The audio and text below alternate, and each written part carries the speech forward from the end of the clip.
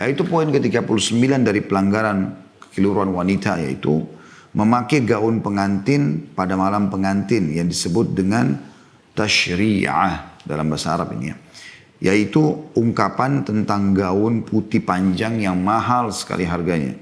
Terkadang disertai dengan sarung tangan dan kaos kaki yang berwarna putih pula. Ini merupakan adat istiadat Nasrani di masa lalu ketika mengadakan akad pernikahan di gereja. Ini tidak boleh dipakai karena ini merupakan ya, atau menyerupai kaum kafir. Dan ini mengandung sikap berlebihan dan juga menghambur-hamburkan harta. Karena seorang wanita tidak memakainya kecuali sekali dalam seumur hidupnya. Alasan lainnya, karena di dalamnya mencapai atau mencari kemasyhuran supaya terkenal, terlihat, terpamerkan, riya dan kesombongan. Anda melihat seorang wanita sangat kesulitan untuk berjalan dengan pakaian itu. Karena itu sebagian wanita atau anak-anak ikut mengangkat gaun itu. Demikian pula orang-orang di sekitarnya ikut mengangkatnya. Sampai sini saya jelaskan dulu. Dan teman-teman, seorang wanita, seorang pria, muslimah dan muslim, wanita muslimah dan pria muslim, dianjurkan untuk menggunakan baju yang bagus. Tapi jangan menyerupai orang non-muslim. Pertama sekali, setiap wanita dianjurkan sekali untuk menghindari warna putih. Karena Nabi SAW mengatakan kepada para ulama, kepada kaum laki-laki, pakailah baju putih karena itu adalah baju terbaik kalian. Walaupun boleh menggunakan baju lain, warna lainnya.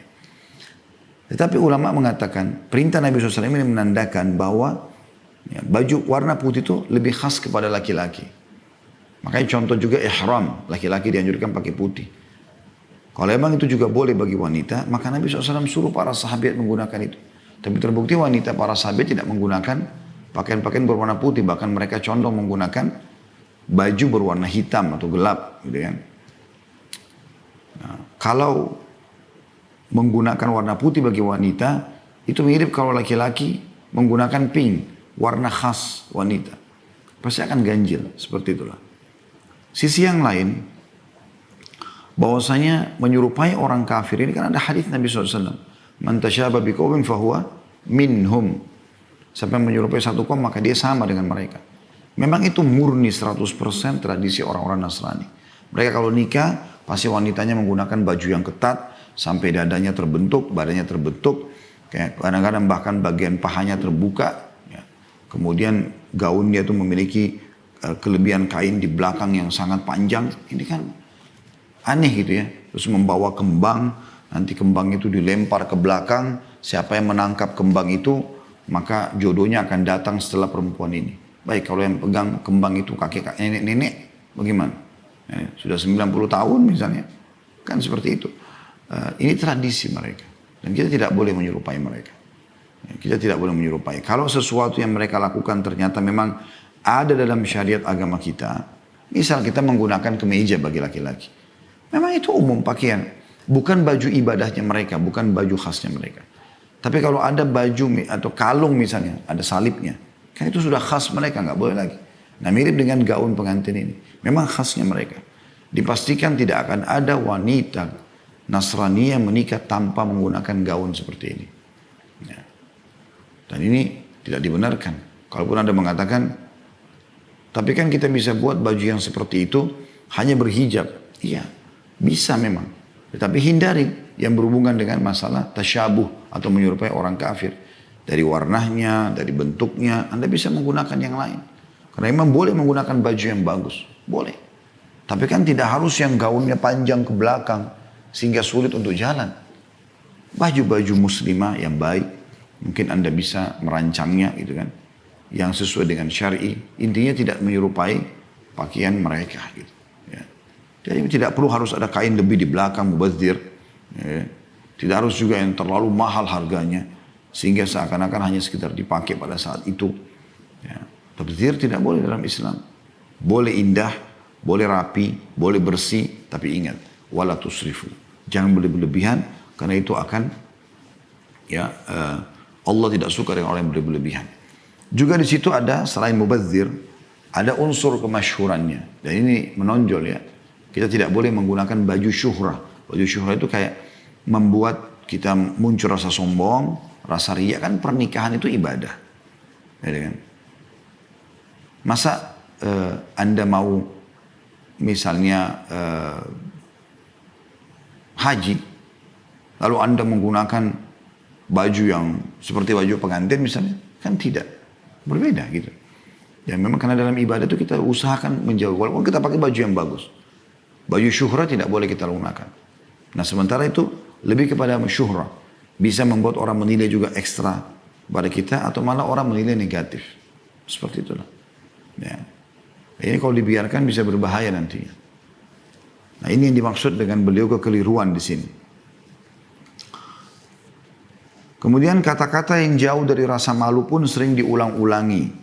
Teriakan-teriakan yang biasa disebut. Ya, itu situ dalam kutip ada istilah bahasa Arabnya ya di Mesir gitu. Gadarik ya. Atau Zagarid. Ya. Maaf, tepatnya Zagarid. Ya. Dikumandangkan. Dan pengantin berjalan di tempat pelaminan. Ada kalanya orang di sekelilingnya menaburkan bunga mawar. Berjalan ini disebut juga dengan zaffah. Ya. Ini semua merupakan kebiasaan barat yang datang kepada kita atas nama kemajuan dan peradaban. Karena itu kita tidak boleh lakukan. Jadi tidak harus. Kita boleh mengucapkan selamat. Kan kita ada doa ya. Kalau kita bertemu dengan mempelai kita mengatakan barakallahu lakuma. Semoga Allah memberkahi pernikahan ini buat kalian berdua. Wa baraka alaikuma. Dan semoga selalu keberkahan bersama kalian berdua. Wa jama'a bainakuma fi khair. Dan semoga Allah gabungkan kalian atau satukan kalian dalam kebaikan. Artinya aman dari semua pertengkaran, hal-hal yang buruk dan seterusnya. Tapi ini ada tradisi di Mesir, biasanya kalau ada perkawinan itu, mereka sengaja teriakkan di dekat kuping pengantin, laki-laki atau perempuan, kata-kata, ya kan? Yang kata-kata ini mungkin bisa mengundang penilaian negatif. Ya. Saya tentu tidak perlu sebutkan dalam bahasa Indonesia, tapi apapun itu sifatnya. Ya. Sama juga di sini tidak boleh kita sengaja mengerjai para pengantin itu. Nah, saya dengar di beberapa wilayah di Indonesia ini, bahkan dianggap itu sebagai sebuah keharusan lah, kelaziman. Kalau mempelai laki-laki mau menikah, sengaja dikerjain gitu kan. Ada yang dilemparin telur busuk, sehingga pada saat dia akad nikah, jasnya sudah kotor. Ada yang sengaja dibawa keliling oleh teman-temannya, nanti akad nikahnya tertunda sekian jam gitu kan. Dan segala macam hal yang dilakukan. Ini tidak boleh sama sekali. Atau di kalangan kaum wanita, mungkin bedaknya sedikit dibubuhi dengan serbuk cabai dan segala macam lah. Nah, ini semua hal yang tidak boleh dalam Islam. Jadi jangan dianggap sebagai sebuah lelucon. Ya. Begitu juga dengan bahasa-bahasa yang kurang santun. Oleh karena itu teman-teman jangan sampai Anda menonton cuplikan-cuplikan. Misalnya perkawinan orang non-muslim. Karena mereka tuh punya tradisi yang aneh-aneh kadang-kadang. Bahkan sudah bisa dikatakan tidak ada rasa malu karena harus memastikan ciuman di depan orang setelah sah menjadi suami istri. Nah itu tidak perlu dilakukan. Dilarang dalam Islam. Nah itu yang dimaksud dengan poin ke-39. Poin ke-39. Jadi mudah-mudahan pesannya bisa ditangkap ya. Jadi kita tetap boleh menggunakan baju-baju yang bagus. Tapi ingat jangan mubadzir. Jangan berlebihan dan jangan menyerupai orang non-muslim. Karena saya juga lihat ada busana muslimah. Untuk wanita yang bercadar, untuk wanita muslim yang pakai jilbab ada. Dan itu tidak ada kain yang menjulang di belakangnya besar. Menyerupai orang muslim atau sengaja membawa bunga gitu-gitu kan. Atau mungkin terbuka. Atau terlalu ketat. Itu kan pelanggaran-pelanggaran agama semua. Nah, insya Allah kalau Anda hindari ini biidnillahi ta'ala tidak masalah.